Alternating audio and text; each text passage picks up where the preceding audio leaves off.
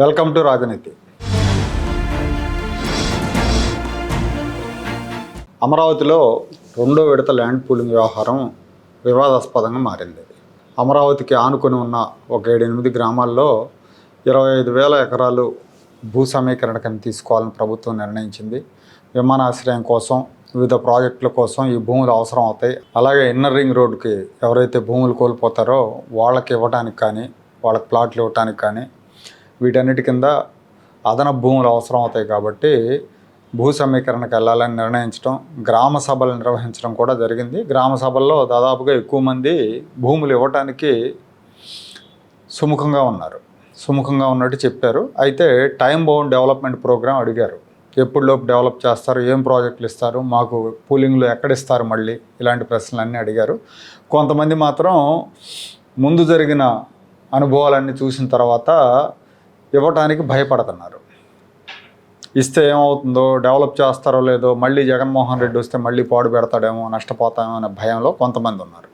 So అది కాకుండా ముందు తొలి విడతలో భూములు ఇచ్చిన రైతులు కూడా దీని మీద వ్యతిరేకత వ్యక్తం చేశారు. రెండో విడత భూ సమీకరణ మీద, అంటే మా భూముల్లో ఇంతవరకు డెవలప్ చేయకుండా మాకు కొన్ని చోట్ల కొంతమందికి ఇంకా పొజిషన్ చూపించలేదు, పట్టాలు ఇవ్వలేదు, వీటన్నిటి నేపథ్యంలో మళ్ళీ రెండో విడత ల్యాండ్ పూలింగ్కి వెళ్ళటం ఏంటి అని వ్యతిరేకత వ్యక్తం చేశారు.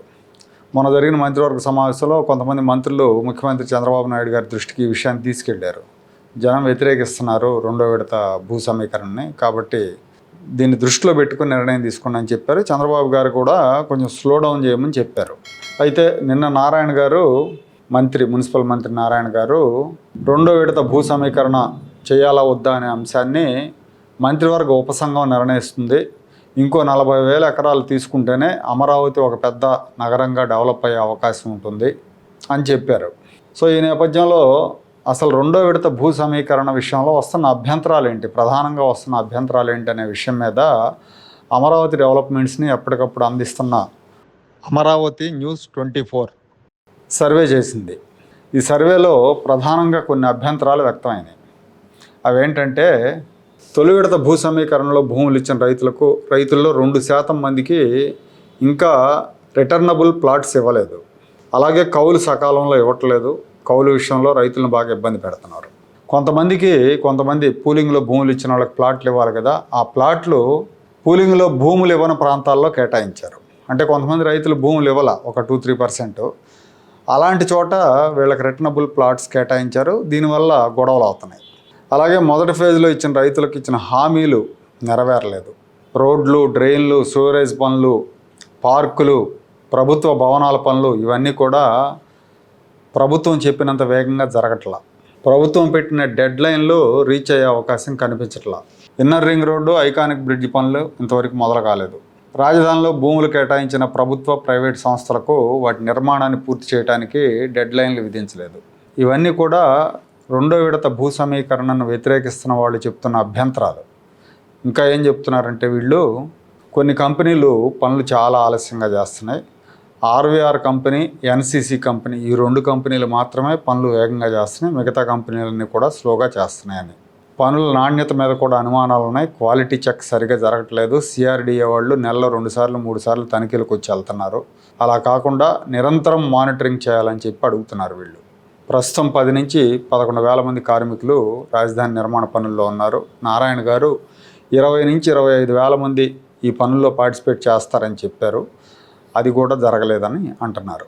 అలాగే సిఆర్డీఏ అధికారులు ప్లాట్ల రిజిస్ట్రేషన్ విషయంలో కూడా బాగా జాగు చేస్తున్నారు, నిర్లక్ష్యంగా వ్యవహరిస్తున్నారు, రైతులతో చాలా నిర్లక్ష్యంగా మాట్లాడుతున్నారు, అవినీతికి పాల్పడుతున్నారు అనేది కూడా ప్రధానమైన ఆరోపణ.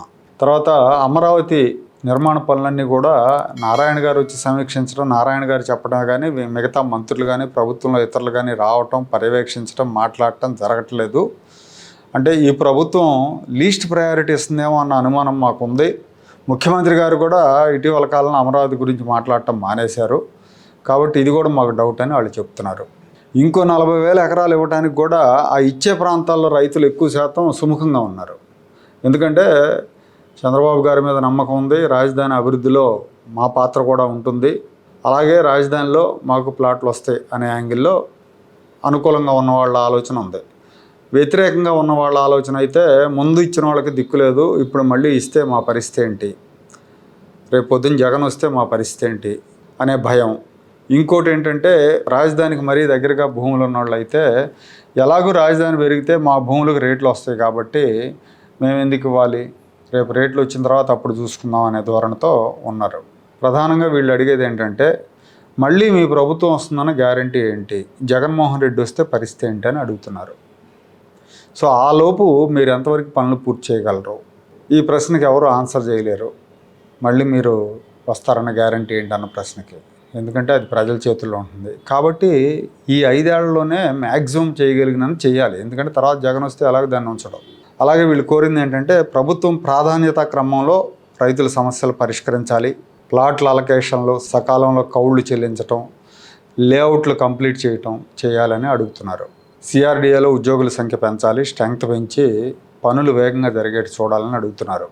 అయితే ఇప్పుడు ప్రభుత్వం ముందున్న సమయం అంటే ఎన్నికలకు ముందు ఒక 4 నెలలు తీసేస్తే అప్పుడు ఎలాగో పనులు జరగవు, మొత్తం ఎలక్షన్ మోడ్లోకి వెళ్ళిపోతారు. కాబట్టి ఇప్పుడు ఈ జూలై కూడా తీసేస్తే ఇంకో 40 నెలల సమయం ఉంటుంది, అంటే 3 సంవత్సరాలు 4 నెలల సమయం ఉంటుంది.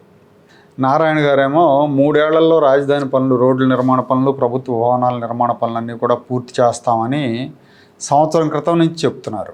ఆయన లెక్క ప్రకారం అయితే ఇంకో 2 ఏళ్ళే, మళ్ళీ ఇవాళ కూడా 3 ఏళ్ళు అని చెప్తున్నాడు. రాజధాని పనుల కోసం 65,000 కోట్ల రూపాయలు నిధులు అందుబాటులో ఉన్నాయి. 65,000 కోట్ల రూపాయలని 40 నెలల్లో ఖర్చు చేయాలి. అంటే నెలకు 1,600 కోట్ల పైచిలుకు పనులు జరగాలి అక్కడ. అంటే నెలకు యావరేజ్గా చూసుకుంటే 1,600 కోట్ల పైచిలుకు పనులు జరగాలి. మధ్యలో వర్షాకాలం ఉంటాయి, వర్షాకాలాల్లో అక్కడ అడుగు పెట్టలేం. ఇప్పుడు ఈ 2-3 నెలలు అక్కడ పరిస్థితి దారుణంగా ఉంటుంది, పనులు ముందుకు సాగవు. ఇప్పుడు జరుగుతున్న పనులు అయితే నెలకు ఒక 200 కోట్ల రూపాయల పనులు జరుగుతున్నాయని చెప్తా ఉన్నారు. ఈ రకంగా పనులు జరిగితే ఈ 40 నెలలు కాదు, ఇంకో 40 నెలల సమయం తీసుకున్నా కానీ సరిపోదు. ఎన్నికల్లోపు అమరావతి పూర్తి కాకపోతే ఆ తర్వాత చంద్రబాబు నాయుడు గారు గెలిస్తే ఓకే, బాగానే ఉంటుంది. కానీ మళ్ళీ జగన్మోహన్ రెడ్డి గారు గెలిచారనుకోండి, అప్పుడు ఖచ్చితంగా పాడు పెడతాడు మళ్ళీ. ఎందుకంటే అతని కక్ష అలాంటిది, అతను ఒక ఫ్యాక్షనిస్ట్ భావజాలం కలిగిన వ్యక్తి. కాబట్టి అతని దగ్గర నుంచి మనం అదే సామెత అంటారు చూడండి, విషబీజాల నుంచి అమృత ఫలాలు ఆశించలేమని, అట్లాగే జగన్మోహన్ రెడ్డి దగ్గర నుంచి మంచిని ఆశించలేము. కాబట్టి ఖచ్చితంగా కీడు చేస్తాడు. అది జరిగినప్పుడు జనం పోయినసారి జగన్ని తిట్టినట్టుగా ఈసారి జగన్ని తిట్టరు, చంద్రబాబు నాయుడు గారిని తిడతారు. ఎందుకంటే సకాలంలో పూర్తి చేయలేదు, మాకు ఈ కష్టాలు తెచ్చిపెట్టాడు అంటారు. కాబట్టి బాధ్యతలన్నీ, రాజధాని బాధ్యతలు నారాయణ మీద పెట్టకుండా చంద్రబాబు నాయుడు గారు స్వయంగా పర్యవేక్షణ చేస్తే బాగుంటుందని జనం కోరుకుంటున్నారు. అప్పుడే అమరావతి కల నిజం అవుతుంది. అమరావతి సక్సెస్ అయినా, అమరావతి ఫెయిల్ అయినా పూర్తి బాధ్యత చంద్రబాబు నాయుడు గారిది అవుతుంది.